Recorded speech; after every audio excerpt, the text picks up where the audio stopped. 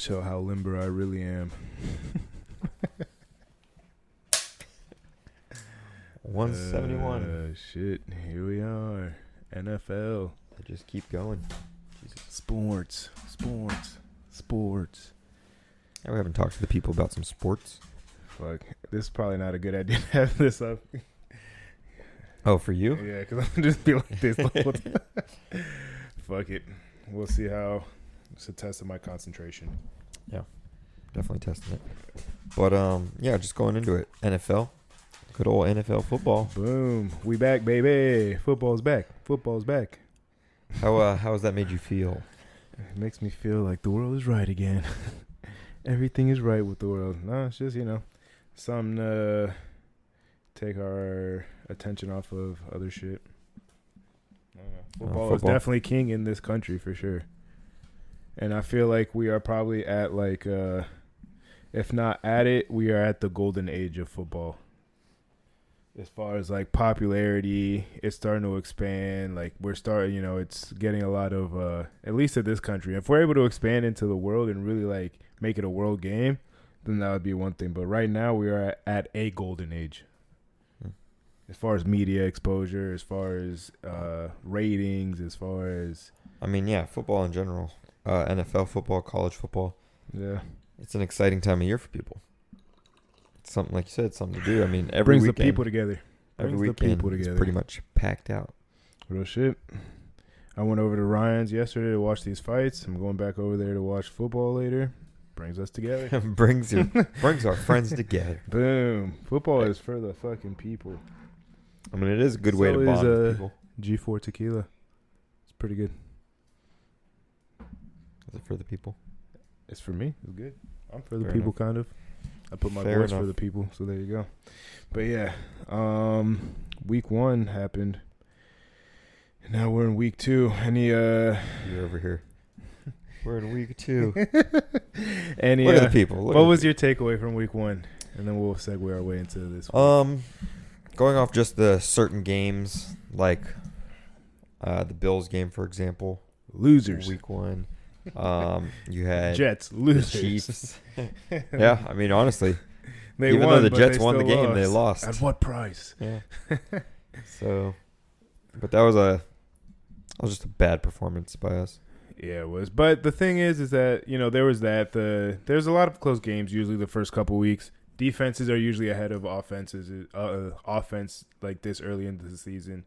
Offense, you got to find your groove a little bit more. It's more it's more choreographed and shit like that. Defense is more read and react.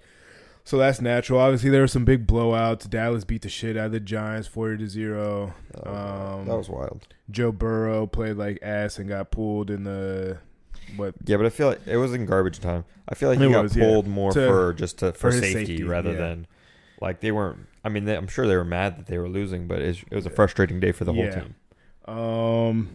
Who else? Miami, who I had winning that division, looked pretty good. They have a Sunday night game tonight with the Patriots, so we'll see. Patriots looked really good against my Eagles. We got the win, 2-0 at this point. But, again, offense is looking a little shaky. My question marks of Jalen Hurts, if he can repeat a season like he had last year or improve, then I'll be sold. That would be 3 years of getting better, but it's off to a rocky start. Good thing our fucking defense is fucking... A1. We have 4 turnovers.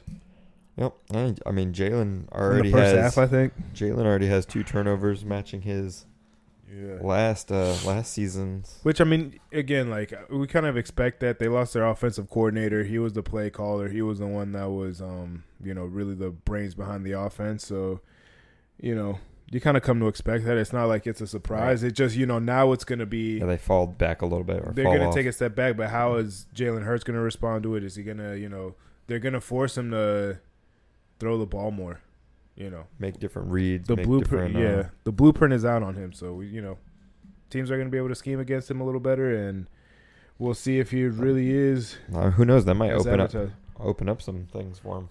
Yeah, but my knock on him is that he has all the intangibles. He's, he has the preparation, the confidence, he has the look, he has the he can gather a locker room together and really lead a group leadership of men. Qualities. All that shit. He's athletic, but My knock on him is he a quarterback? Can he throw the ball at the end of the day, which he did he's in this clearly a quarterback in the Super Bowl, but to an NFL level to sustain for years that he's going to be worth the money that we paid him, because we've done this already with Carson Wentz.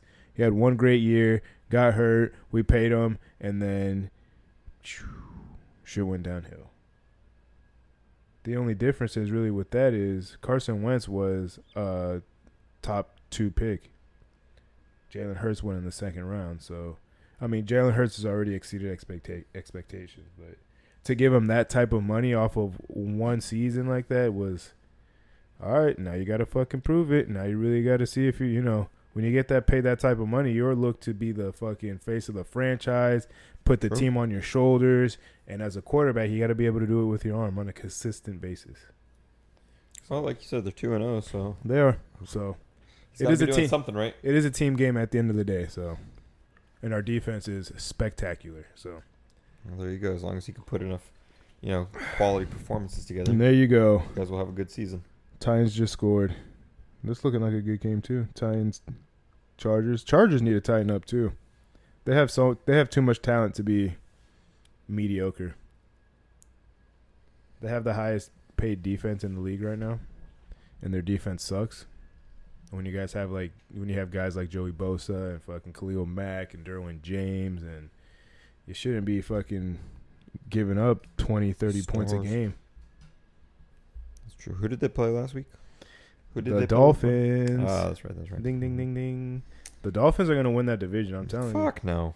Oh, God. Yes, they are. If we're going based off these 2 weeks, my prediction is still it's holding up tight.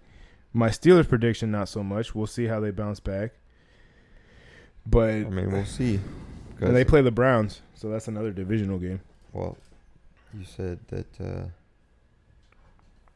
Dolphins play the Patriots tonight. Mm-hmm. That's division games right there. It is. So, and the Patriots look really good. Mac Jones looked really good. He was 2 of those touchdown passes were in there. A little Brady-esque, if you will. If there's any way, I want them both to lose. Not going to happen. Maybe the game will end in a draw. Bills, bro. I don't know, bro. We're doing just fine. We're blowing the Raiders. The Raiders. What's the score right now? The Raiders game. Bless you. It should be 28-10. Yeah, I mean, and I want to see this fucking Jags-Chiefs game. It's not the greatest. It's not, but it's 38-10. They always play the Chiefs pretty hard. We are waxing them. Texans, Colts right now. We're watching Red Zone, so. Yeah, Texans, Colts. Colts are fucking giving it to.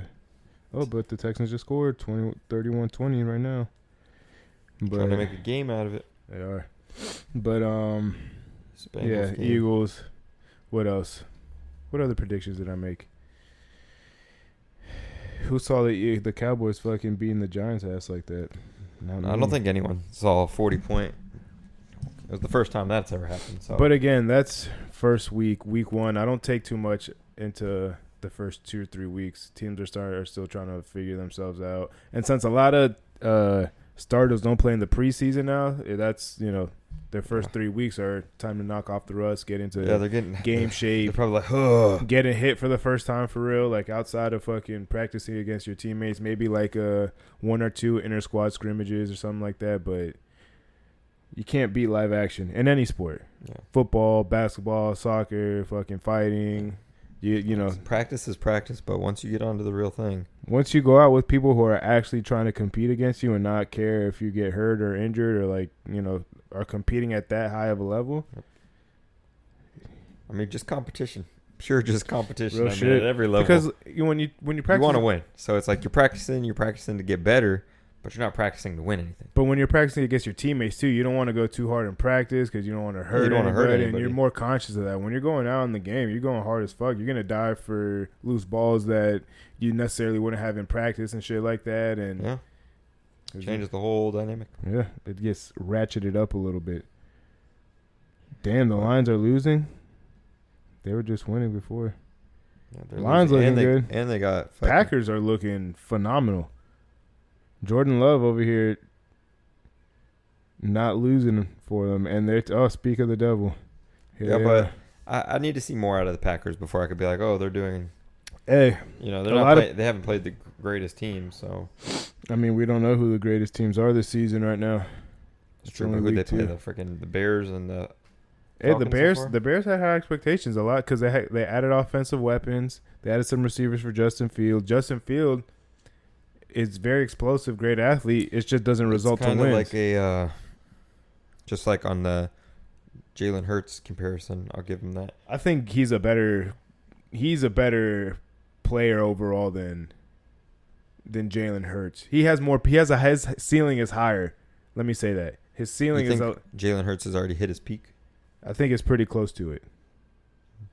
You have to imagine, too, like, yeah, you find gems in the draft, and it's not really a science or anything like that, but Justin Fields has been a high prospect top pick from high school, college, to the pros. Jalen Hurts was a high prospect going from high school to college, but that college to NFL jump, he was rated like a second or third round pick.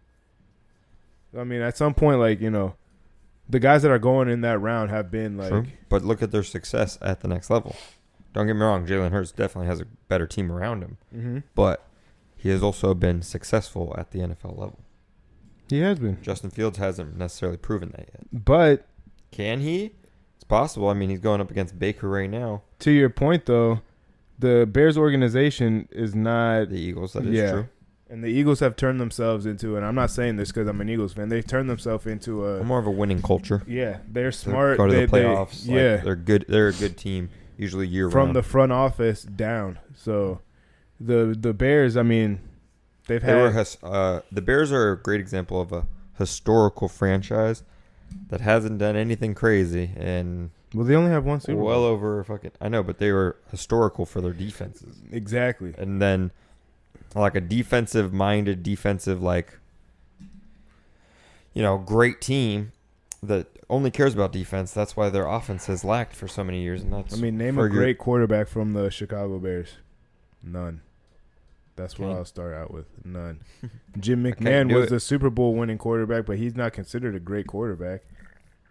He's more of like a Trent Dilfer that. He played his role. He fit into that team how he fit in, and he didn't lose them games. And he just let the defense fucking do their thing. But to Jacob's point, nowadays you can't. It is an offensive league. Like you can't. There is no more. The days are done where you're gonna have a great defense, just pummel you and take you to a Super Bowl. Which I feel like maybe one of the last ones we saw was, the League of Doom. The League of Boom, yeah. I mean, and even then, that was kind of already like. It was still more of an offensive league. Yeah, it was shifting at that point. But yeah, I mean, you're probably right. The Ravens had a couple. Yeah, but that was even before that. That Broncos team, but that had Peyton Manning. Those Broncos teams had good defenses, but obviously Peyton Manning. If you have them on your offense, your guys are, except the year that they actually won the Super Bowl. Yeah. The defense led them. In the playoff run, yeah. And they were kind of, because Peyton Manning was on his last leg. He was, help. But he got the last one. I was like, all right, I'm out. Yeah. Defense is more preventative stuff. It's not it's not a formula to success. Like if you have a good defense, like it's not bad that you have a good defense, but the rules are so geared towards the offense now that you can't hold and grab, and you can't be as physical. You can't be as physical as you could be back in the day. And when you're going against all these, offensive juggernauts, it's better to hold them to a lower scoring game. But if your offense isn't outscoring them, it's hard to put it all on the defense. It is. At the end of the day. They're they got to, it's a car crash every possession. Pow, pow, boom. It's a game of points. So, there you go. Whoever has the most points at the end of the game wins. Doesn't matter about yards. Doesn't matter how many sacks I got. points, baby. And the offense scores points. So there you go.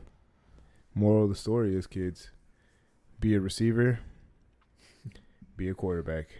If you're not those, don't even On try. defense, be a rush end and maybe a shutdown corner. Those are all pretty hard positions.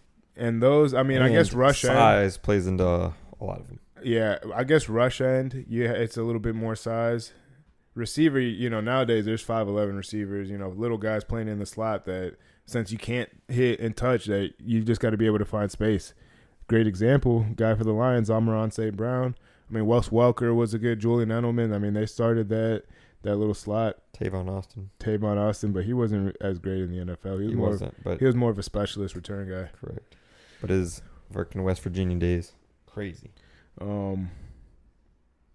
mean, and I loved running back going up. I wanted to be a running back. That was my favorite position. LT was LaDainian Tomlinson was my favorite player.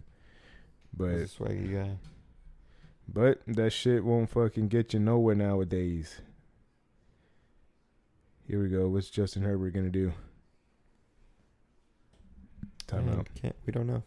We just don't know. Timeout. Going off points and scoring systems, though, let's go into these past UFC events. Your girl fucking couldn't close the deal. Yeah, like what is that about? I didn't watch. You didn't watch any of the fight. I mean, I forgot. Sorry. Oh. But Plus I saw it and I was like, what the? What? It was kind of late. It was. The fight didn't start until 12:30. I'm like, damn. But, I mean, it was a close fight. I mean, I was telling Ryan the whole time, like, this is a hard fight to fucking call. Judge. Yeah. The controversy is that one of the judges, Mike Bell, gave the last round 10-8 to Alexa Grasso, which, no, it was not a 10-8. Because if that round was a 10-8, then round 2 would have been a 10-8. Because those are the round 2, she definitely won, Alexa Grasso. She definitely won. So, and it was kind of in a similar fashion to where she would turn it on at the end of like the last minute and a half of every round and kind of turn it on and dominate that way. But throughout the fight, Valentina was picking and choosing more. yeah, I mean, Valentina looked like she was the better fighter. She was a lot quicker in the championship rounds. She was landing more in the championship rounds. She didn't look as winded, but Alexa Grasso was putting hands on, like, it was a very close fight. Like, it was very close. Like, but to give it a 10-8 at the last round to anyone, it doesn't make sense. But even unless she was getting her ass kicked. No, she wasn't. She was dominating most of the last round, and then the last minute and a half, Alexa Grasso took her to the ground and was getting hits and controlling. But I mean, I don't think it was enough to give it a 10-8. Like, that's wild. But it's kind of interesting to, like, you always wonder, how do they score, takedowns, and how do they score control time? Because it's like, it depends from judge to judge. I mean, I guess it depends what you value. Because is there really a set, like, what's it called, criteria that they judge off? Like, do they give them like a sheet and this is what this? Yeah, that's what I'm saying. Is like, that'd be interesting if there's a point system based that way. I mean, like, that would make sense. That would make sense because then it just kind of takes out gray area as to. Because, I mean, I don't know where they get these judges from. I don't know what their backgrounds are. I've never really looked into that. But if you figure that if you're judging a fight, you have what are you judging off of? You have mixed martial arts is a lot of different things. But it depends what your background is. That's are they judging better leg kicks? Are they judging, who's like more significant strikes? Who's controlling or like cutting off the angles? But that's what I'm saying. Like, more? So if one of the judges has more of a kickboxing background and another judge has more of a wrestling or whatever background or Muay Thai, jiu-jitsu so background. When you come up, you kind of have a little bias and value certain things a little bit more. Maybe. I don't know. That's just me speculating because I don't know where they get these judges from. I don't know what the vetting process is. I don't know how you would become a judge to score these fights or whatever. So I'm just kind of like, that would make sense to me. You get people that are, involved and have been a part of the sport and you get them to judge it and score it. But again, it depends where you come up, and you have to be really unbiased because I feel like naturally if you're a kickboxer, you're going to value the stand-up, the striking, the kicks a little bit more. If you have a boxing background, you're going to You're like gonna, the clean shots, yeah, the bob and weaves. you're gonna exactly rolling with punches, shit like that. If you're a fucking wrestling guy, you're gonna value takedowns and ground control, and even if they're not really landing a lot of hits and causing damage, they're on top the whole time, dictating the pace of the fight. So I mean, I don't know, but either way, I mean, they got to fix that, especially during a championship fight, which I feel like that annoys people because that happened with fucking it wasn't a was it a chip? The Jan Blachowicz and Ankalaev fight? No. That wasn't a championship? Oh, championship? yeah, it was for the vacant belt. Yeah, and it's a fucking tie. Like, imagine the Super Bowl had a tie. The NBA Finals had a tie. Like, no. Fuck that. We don't fucking tie in this country. For real. Unless it's soccer. Or I guess the UFC, too, because... 2 of them now. Yeah. The next, which that was only a fight night. That wasn't even a pay-per-view. But the next, I mean, we'll talk about the last pay-per-view. Biggest upset in UFC history. Oh yeah, we didn't talk about that. Izzy. Israel Adesanya got fucking worked. It literally looked like he wasn't even trying. He was an amateur. I wouldn't say he looked like an amateur. He just looked like an amateur. It just looked like he literally was not trying. Well, I mean, if you think about it, it's not like anyone had Sean Strickland. Everyone thought they were. I mean, he was a fucking 7-1 underdog. Yeah. Whoever bet on that came up. Yeah, pretty sure that was a big payout there. Because fuck, I mean, neither of us picked him to win. No. I thought he was gonna get dropped maybe second, third round. Same. And then, especially if you would have told somebody in the beginning of this year, hey, Sean Strickland's gonna beat Izzy for the middleweight championship and beat him standing up. They didn't go to the ground. They didn't fucking... No. It played right. I mean, it played into what Izzy likes to do. Counterpunch. He was stepping back. Like, he was doing his little... And he just got outclassed. It seemed like. Which, you know... He not only got outclassed, but just outworked, honestly. He did. Sean Strickland controlled the pace of the fight. I mean, kept him exactly where he wanted him to be, walking him down the whole time. And, like, pressure is one thing. But like, Izzy usually loves that, you know? He invites that shit because he's a counterpuncher. Yeah. And he just couldn't do shit. Which asked, you know, next question after that is what next? Which I think for me, I feel like the thing that makes the most sense is have Sean Strickland and Duplessis fight maybe even in December because Sean Strickland did not get fucking touched and the UFC doesn't want really Sean Strickland publicly to be the fucking middleweight champ because of PR reasons and blah blah this and that whatever. Have Chimaev and Paulo Costa. That's already a number 1 contender fight. They'll fight whoever wins the Strickland Duplessis fight, and have fucking Izzy sit out for fucking 6 months. Have him chill. Have him relax. He's been active as shit. Let him take a little chill pill, and then I think Izzy's kind of. He's still gonna fight. He might fight for a championship again, but I don't think he's gonna win it. I think he's on the backside. He's going down. No, I don't think he's gonna be like a never gain his championship. I mean, how often do you see somebody win it back again? Let alone 3 times, a third time. How often has that happened? I don't think it has. Well, we'll see in October when Charles wins his back. You thought, bro, he's gonna get fucking smoked. It's gonna happen. He's gonna get smoked. But before we go into that, I mean, but I do like the idea. He defended it 9 times, 10 times. Chimaev versus Pablo Costa, and then that could be for the number 1 contender. And I guess, yeah, I mean, it would be. I don't know. It's like between a rock and a hard place because Izzy did defend it so many times. Who are you really going to give a title shot over him? Because, you know, but he's already lapped everyone. That's what I'm saying. So why should any of them fight for the belt when he's like, well, because he hasn't. The one time he fought Sean Strickland, he lost. All right, so he hasn't fought Duplessis yet, and then most likely Hamzat is going to beat Paulo Costa unless Paulo Costa can reach into the time machine and get back to his dog days, but. Yeah, maybe it comes out like a dog. That's kind of seems like the natural order of things. So then that's 3 new contenders. Because even if Sean Strickland ends up winning out, then that builds that storyline because they already had beef before.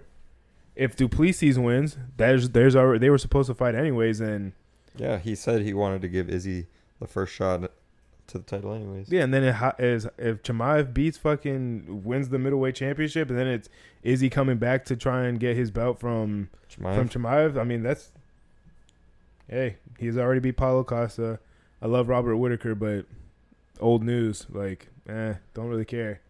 No. Marvin Vettori, I mean, he beat him twice already. Rob's beat him too. So, Jared Cannonier, I like him, but he needs to be more active in that division. He lost, yeah, and then he did beat Sean though. He beat Sean Strickland? Yeah. When? A boring ass fight they didn't have a good fight, but he beat him. Back in, I want to say 2020 maybe? Well, Duplessis fucked up because this really should be him in that position right now. He should have been. Oh, you're saying he should have taken a fight? Yeah, and he ended up not taking the fight for whatever reason. And nobody else made sense at that point. So Sean Strickland was number 6. He's like, he just lucked out, honestly. He did, but he made the most of that opportunity. He did. And you can't knock him. I mean, yeah. shit, you won the fight, so. And it's not like he caught him or knocked him out or it was some. He did land shit. a nice ass shot though in the first round. Put him down. But Izzy didn't look, like I said, just didn't look like he was trying, or it could be that he just not necessarily got bored, but maybe like you said, he's so active. You could be fucking tired in there. Yeah. Like you finally get in there and you're just like, the fatigue caught up.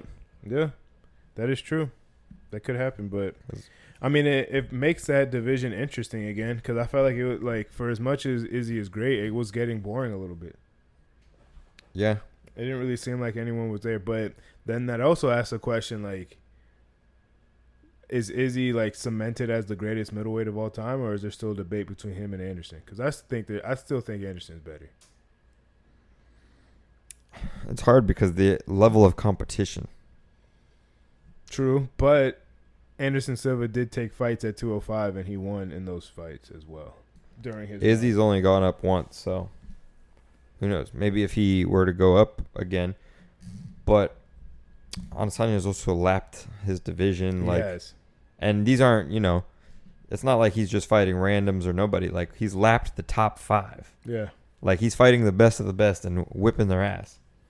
He's got, TKOs and, I mean, he's won couple by decision, of course, but he's got knockouts. The Yoel Romero fight boring. It was. That was a boring fight. There was another but one. The Paulo fight Costa wasn't really that entertaining. It wasn't. But the Paulo Costa, Robert Whitaker, both times. Vettori, that was a pretty good fight, but he was just piecing him apart the whole time. The fucking Kevin Gastelum fight too was pretty. Kevin Gastelum was a war. Yeah. Izzy's put on, the fun fights. Pereira knocked his ass out. Fun fights to watch. So I mean, we'll see. He's must see. He's must see. Yeah, and then I said, this definitely biggest draw to the card, because they're putting Sugar up there, but I still think it's Conor, of course, GOAT. And Conor's never fighting again. I'm trying to tell you, he's never fight fighting. again, He's never fighting again in the UFC. He will. No, just for a money grab, honestly, bro. And plus, at this point, by the time they make it happen, it's already going to be another 6 months, another year. So he'll just be a year older, a year slower. Fucking no one. Hey, we're not saying right now. I mean, I still think he'll win, but who knows? He might not have to win the fight, but he'll fight again. No, he's not going to have to win the fight. The thing that's crazy is if I saw, which I doubt they'll make that one happen, but him versus Gaethje. Gaethje was saying he wants to fight Conor. He's like, everybody wants to fight Conor. Fucking Michael Chandler is putting his UFC career on hold. Fucking waiting, just looking like a bitch, waiting for Conor to fight him. Please, let's fight. That's the only fight I won. Come on, Well, who does Michael Chandler have to fight? Honestly, bro, he can fight whoever because he's lost his last however many fights. So exactly, who is whoever? Why he's trying to fight Conor? He can fight fucking Dariush, and he'll lose that fight too. But that's not probably a money grab for him. It's not, but at least they fucking active. He's fought who? Dan Hooker. He's just sitting and not making any money when he could have sat, or he could have had at least a fight, maybe 2. And then still have a Conor fight. Because that's not going to happen for another 6 months. At least. He fought Daniel Poirier? Daniel Poirier. Yeah, he did. And he lost. And lost to Gaethje, lost to Oliveira, beat fucking Hooker and Tony Ferguson. Yeah. So, I mean, Let's fucking see these lightweight rankings. Oh, shit. UFC rankings. Let's see. It's Islam, Charles. Have him fight Islam. There you go. Just give him a title fight. Ridiculous. Well, Fazeev and Gamrot fight next week. Give him Jalen Turner. Give him RDA. Two oldies. The fact that Michael Chandler is ranked number 5 is beyond me. Who's for?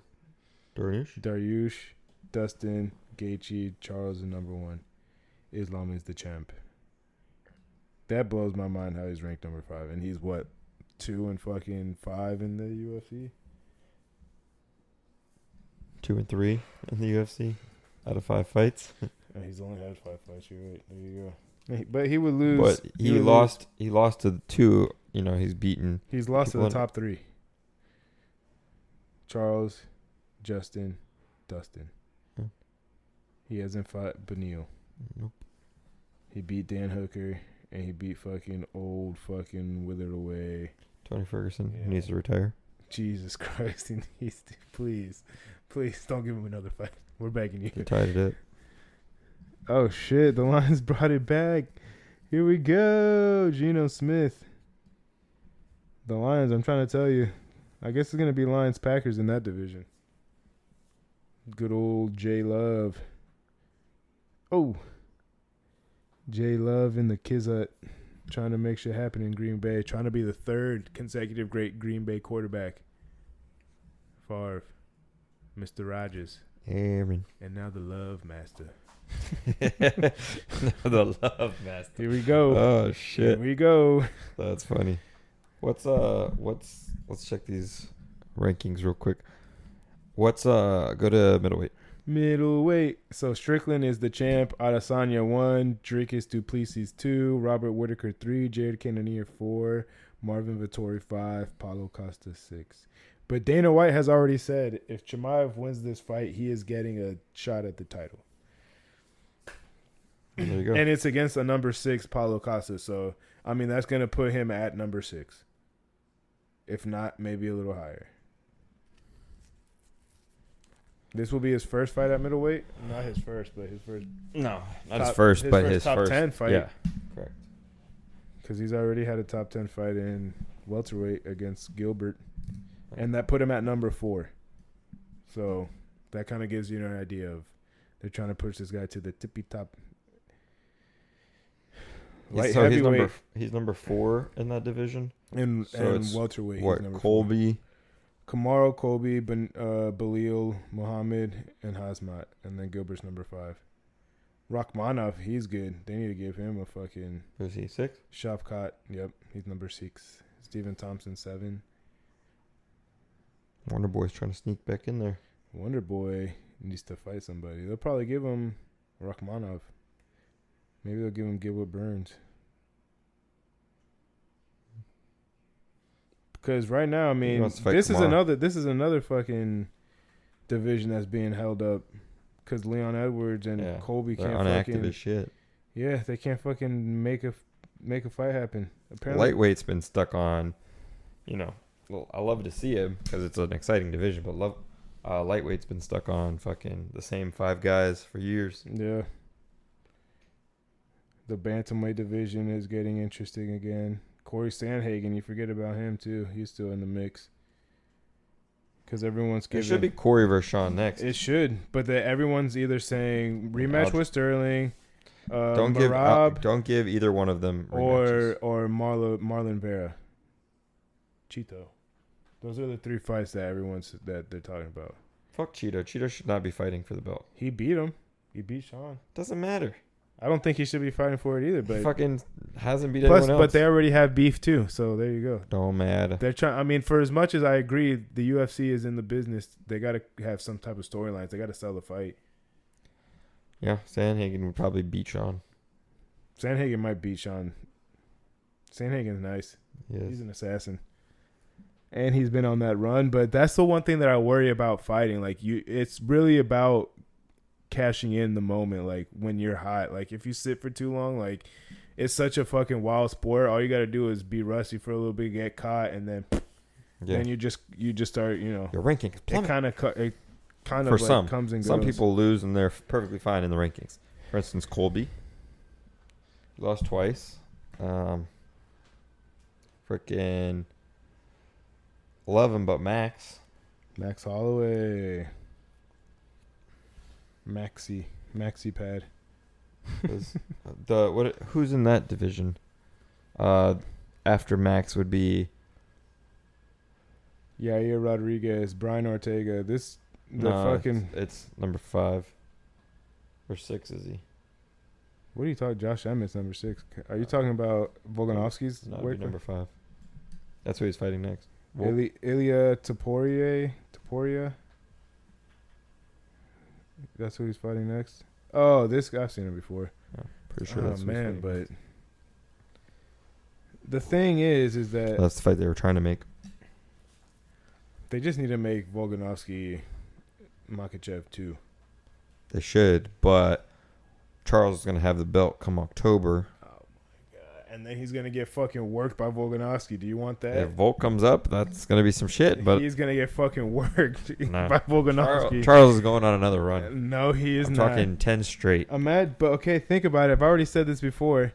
The people that Charles beat: That's the top 5 that you just read. Justin Gaethje, Dustin Poirier, Beneil Dariush, Michael Chandler. We don't think highly of Michael Chandler, so Okay, so whatever. he's beat all 4 of them. Beneil Dariush, what do you think? I know you don't think too highly of him.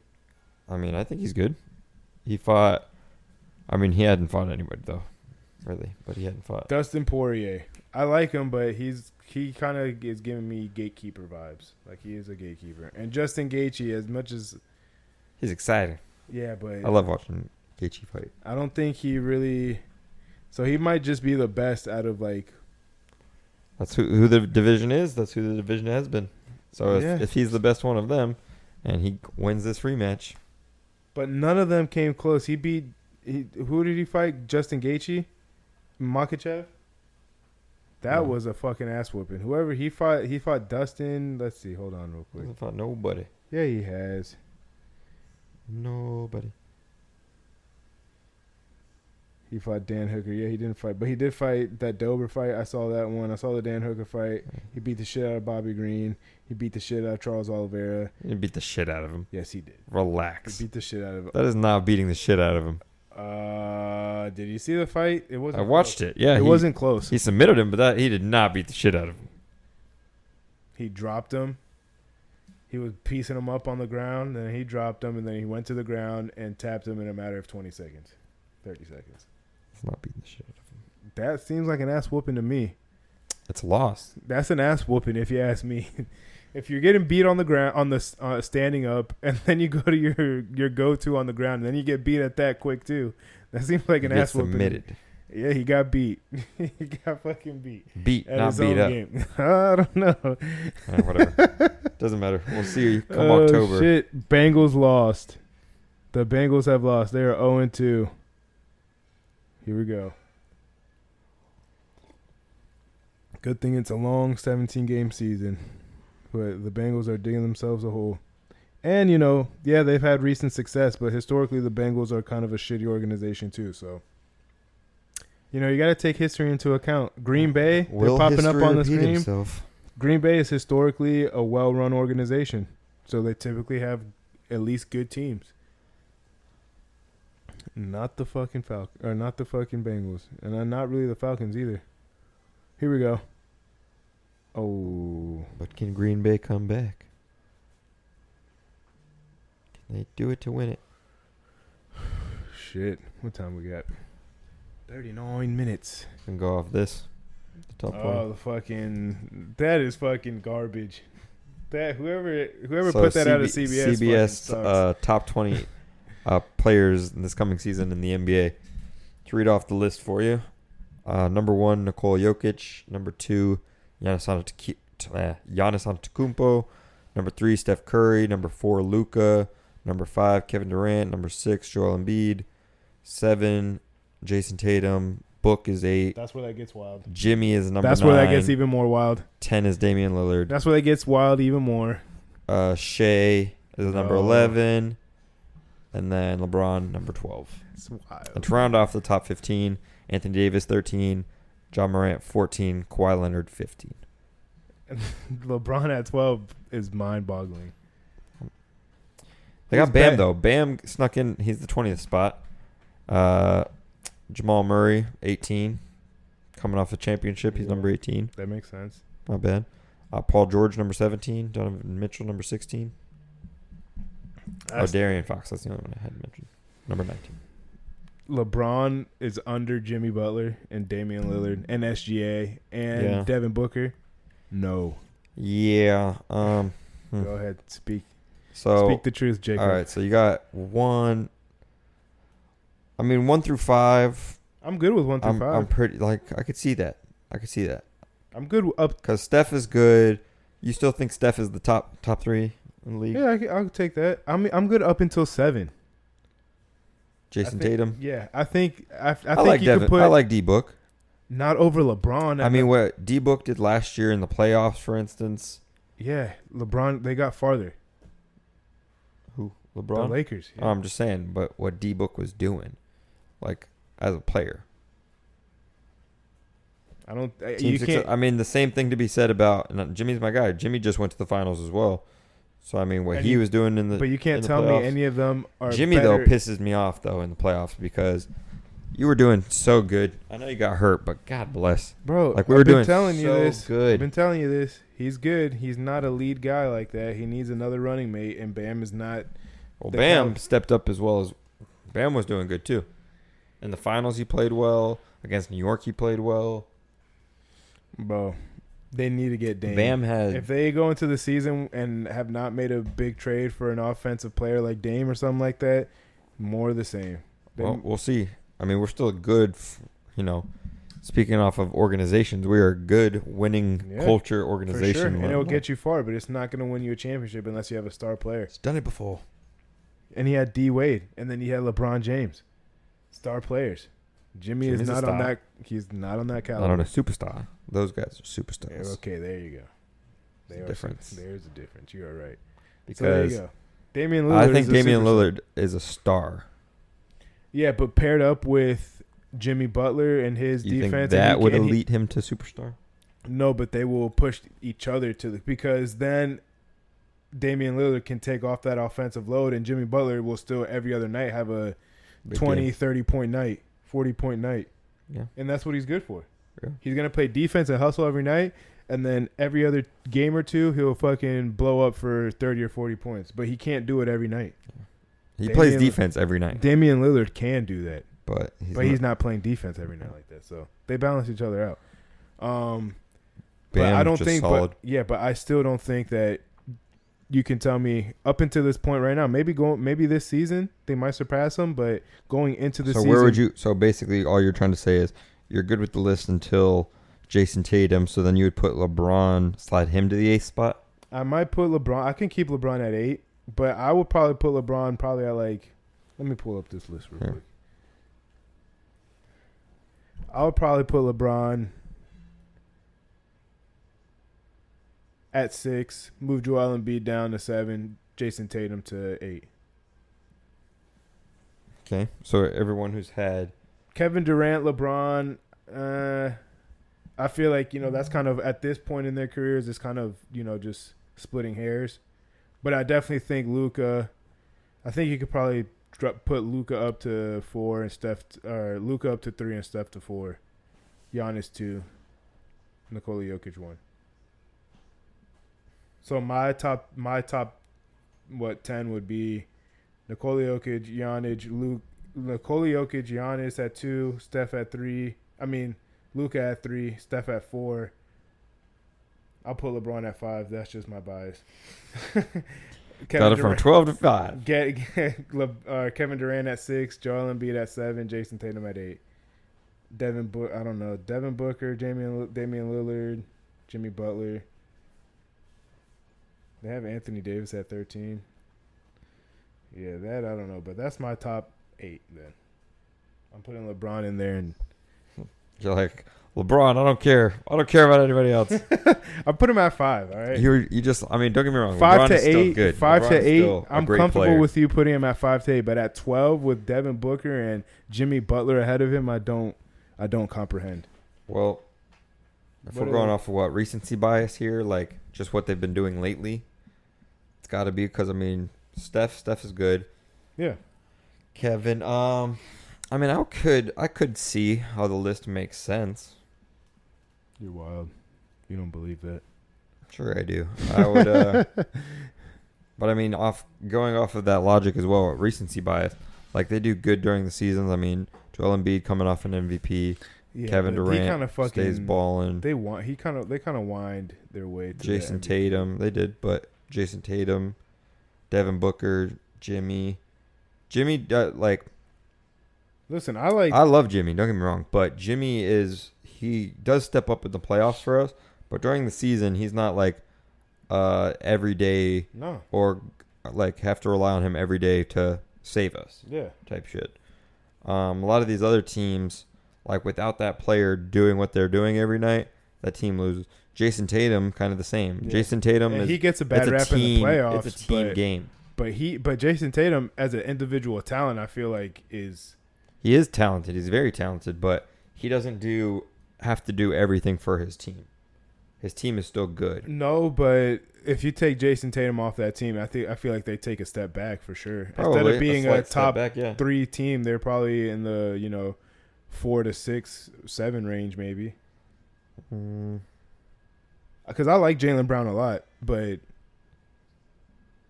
I think the more natural talent and the more just I still think Jason is a freaking phenomenal player. But you think Jason Tatum is better than Devin Booker? Yeah, I do. See, that's the one that's like they kind of are like splitting hairs to me. But I like Jason Tatum more because he is a better defensive player and he's a bigger body. Slightly bigger, and I mean, but D-Book be playing defense. Not consistently though. He can, but he doesn't do it on a consistent basis. Like Jason Tatum was shutting down fucking Kevin Durant in the playoffs when they were in Brooklyn. He was not shutting him down. When he was on him, yes, he was. Bro, he was blocking his shot. He was playing great defense. Don't get me wrong, but no one shuts KD when down. he was playing on Kevin Durant. Okay, he slowed him down. He was putting the clamps on him, but he was putting the clamps on him, and then he was going and getting 30 and 40 on the other end, dropping fucking 30 points. He was slowing him down. He was not fucking. Bro, the last playoff series that Boston played against the Nets, they fucking beat the shit out of him. That shit was not close. Yeah, but who was doing work? Kevin Durant. He was over here getting blocked by fucking Jason Tatum, and then giving up 30 points on the other end. I don't want to hear it. I'm not even a KD fan, but I don't want to hear that. Jason Tatum is probably better than Kevin Durant at this point. Right, get out of town. Oh, come on. There are only 2 spots. The one spot separating each other. And this list that you said is bullshit. The only reason I say is bullshit is because they have Jimmy Butler and Devin Booker ahead of LeBron. Because you just haven't seen LeBron getting old, huh? He is getting old, and that's why I'm okay with him being at 8 o'clock. At individual seasons. At fucking at fucking individual seasons, majority of these players had a better season. Jimmy Butler did not have a better season than LeBron James. I would have to look up the stats for that one. I doubt he did. Oh, shit. See, we all have our biases. You got a Miami bias. I got a LeBron bias. But at least I'll admit mine. What are you doing, Jacob? You're hiding behind the Jimmy Butler fucking shit. Look at Bay. No, I'm just looking up his stats. Let's see. What did LeBron average this year or last year? I don't know, like 26, 25 points at least. Okay. That doesn't help. Listen, I don't know his stats off the top of my head. You're the one that has it pulled up right now, so I figured. Let's see. 28, 8, and 6. At 38 years old, he's averaging 28, 8, and 6. So you're 28.9. So By the way. 29 points essentially. Okay. So And going you're back telling me to this that list, fucking Devin Booker, Jimmy Butler, Damian Lillard, I'll put LeBron. Damian Lillard, who I'll was put hurt LeBron at most 7. of the season. I'll put LeBron at 7. And I'm okay with even him being at 8. That's what I'm saying. That's where, like, yeah, I'm a little biased, but I can see where the argument is to have him at 8. I'll put him But at to 7. have him at 12? I'll flip. I'll put LeBron at 7. Jason Tatum at 9. Devin Booker still at 8. Fair enough. Jimmy at 10. Damian Lillard at 12. Shea, you can keep him at 11. I think he's better than Damian at this point. Anthony Davis. Fair enough. I'd put. I mean, Jamal Murray. That's like their 1-2 punch, but it's still Jokic. Jokic did his thing during the season, Yeah, I mean, and during the playoffs. So I don't mind the last 15. Kawhi at 15 is fine.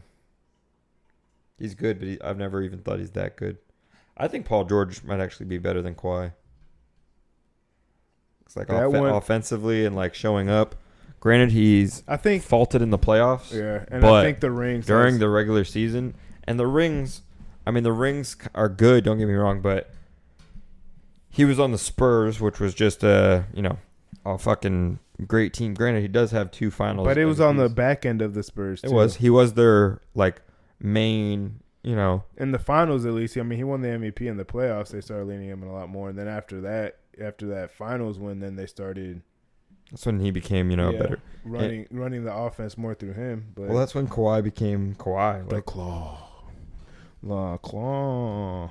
Before that, he wasn't, he wasn't known to be the star of the team or like doing his own thing. He was just a member of the Spurs. Yeah. And then when he went to Toronto, that became like Kawhi and his image and like, oh, you're a star player. You're this, you're that. And then that chip. He did win the chip. He did. But, I mean, a lot of things had to happen for that series to go right. But, hey, that's what happens. All part of the game. Sure is. So then once he goes to L.A., he's kind of fell short of but so is Paul George. They've been I think at that point it's kind of like just kind of your preference or like style of play. Paul George is a little bit more flashy and shit. He's like more that. finesse. He's just got a deeper bag. Kawhi Leonard is just gonna fucking give you work and just he'll drop 30 on you and you don't even realize it because he's not like it's not like he's like yamming on everyone all the time and It'll shooting be layups and jump threes shots. It's very conventional, it seems. Yeah, it's true. But I like Kawhi Leonard. I think his defense is slightly better. But Than Paul George? It's kind of it's splitting hairs, and I think Paul George's offensive bag is a little deeper than Kawhi's. It is, but Paul George still plays good defense, and Kawhi still plays good offense. So. Exactly. So they're pretty it's close. More of a style and more of a preference. Yeah, they're pretty close as like rankings or and like. That's why you thought when they went over there that man, watch out, they're coming. I mean, on this it literally has them at 15 and 17. Got Donovan Mitchell in between them. D. Mitchell. But Donovan Mitchell, I like Donovan Mitchell too. He reminded me or played kind of like D Wade, like his own little. He's fast, explosive, but he's like slow pace at the same time. Yeah. So he definitely uses a change of speed a lot in his game. Yeah. But he's good, and he can get you an offensive 50. Like him and Jamal Murray, they were having battles. He's probably a better shooter than D Wade was too.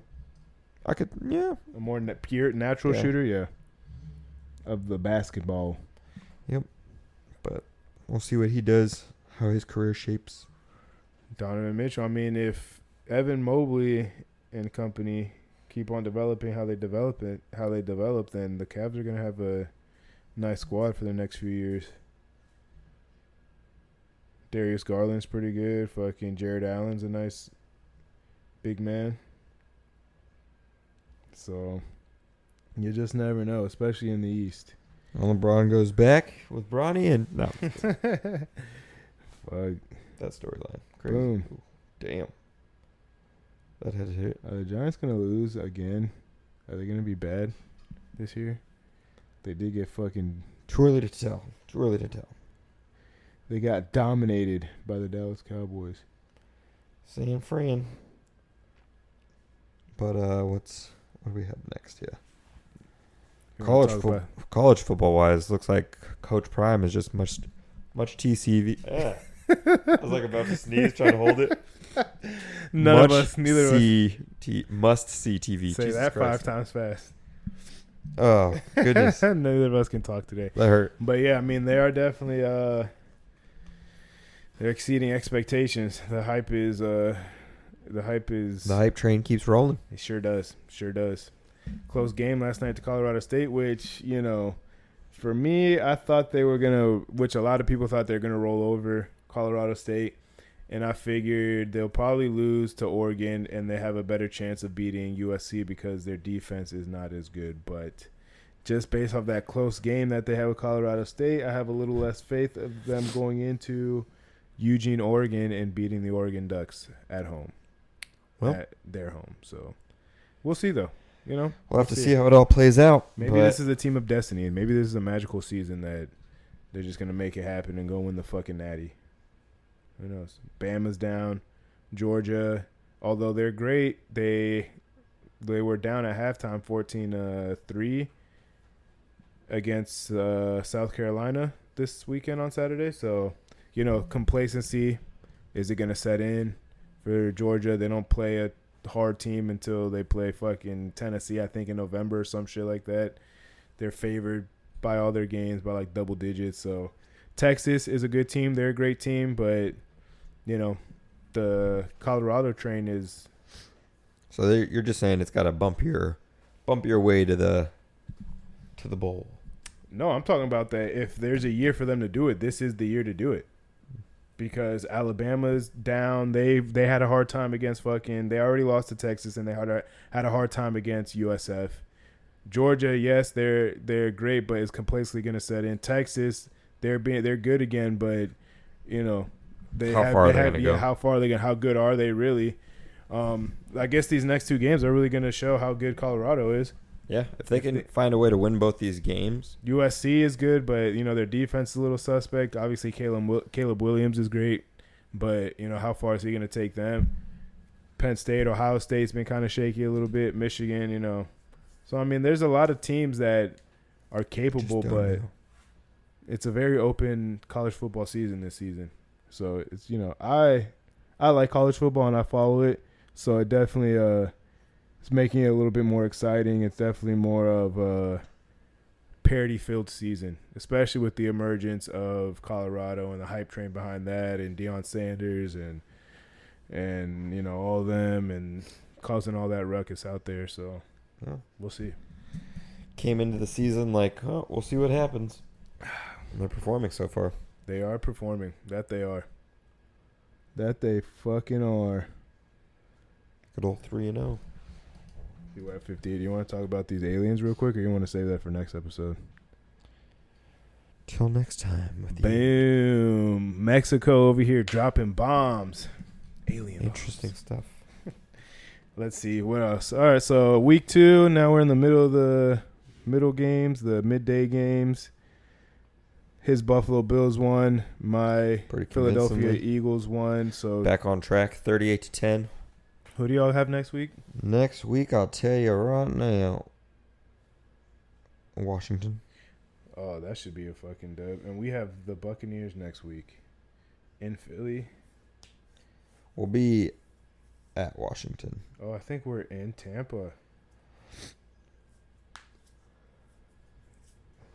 Yeah, it's at Tampa. Oh, shit. Oh, cheat. But, yeah, so, any last words? This was a sports-heavy fucking podcast. Yep. Ladies, if you don't fucking like it, then talk. Fucking boo-hoo. Yeah, 171. We'll talk about other shit next week.